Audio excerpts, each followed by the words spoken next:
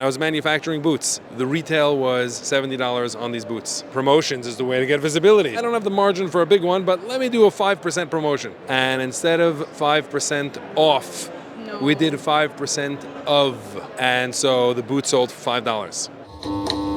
Tell us about a time you lost money on Amazon and share the lesson. I started a brand where I was selling organic chemistry molecular model kits. Yeah, one mistake I made is my brand could not be trademarked, and so I couldn't get into brand registry, and so I had to rebrand the entire brand. I lost a lot of money doing that, but that helped me set up my private label business going forward. So that was one easy mistake that I made that cost a lot of time and effort. So how do you know if your brand is trademarkable?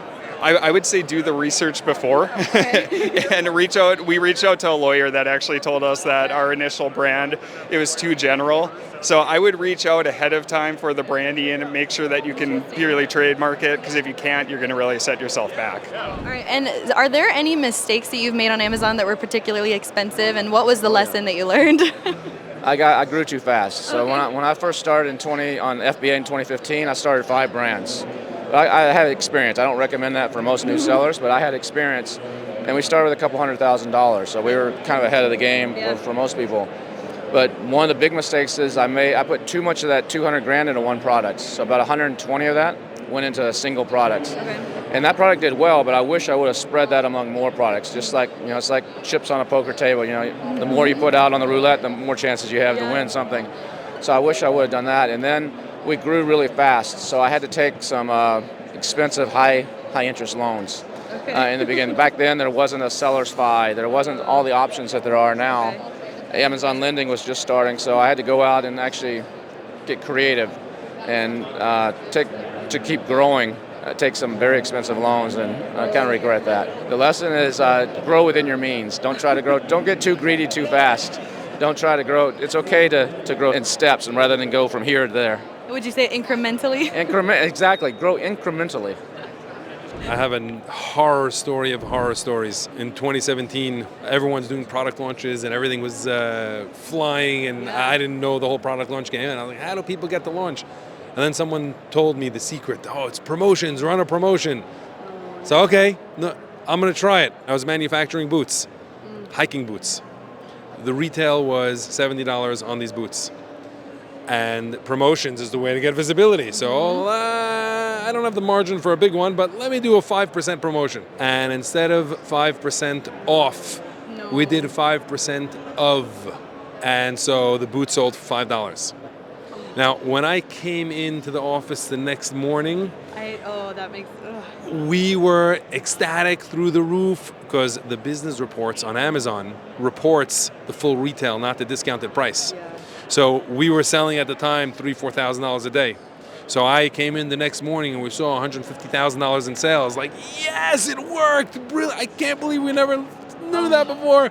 And then the too good to be true started to kick in. Let's make sure this makes sense, because it's awesome, but it's too good to be true. And then when we went to the order detail pages and saw that it was 70 less 95%, so it was $7, whatever, $350.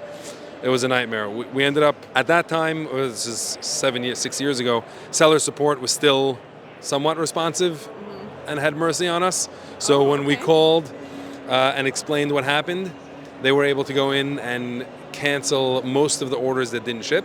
Okay.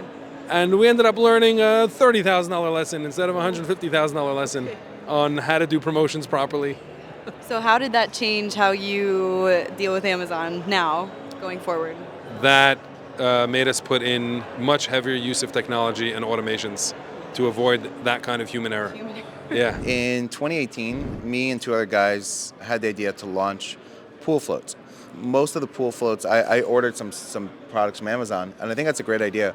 Before, when you're investigating a niche and you're going to launch a product, order some of the competitors' products. The offerings out there mostly had these pool floats. They're really big, these big like swan things. They were popular.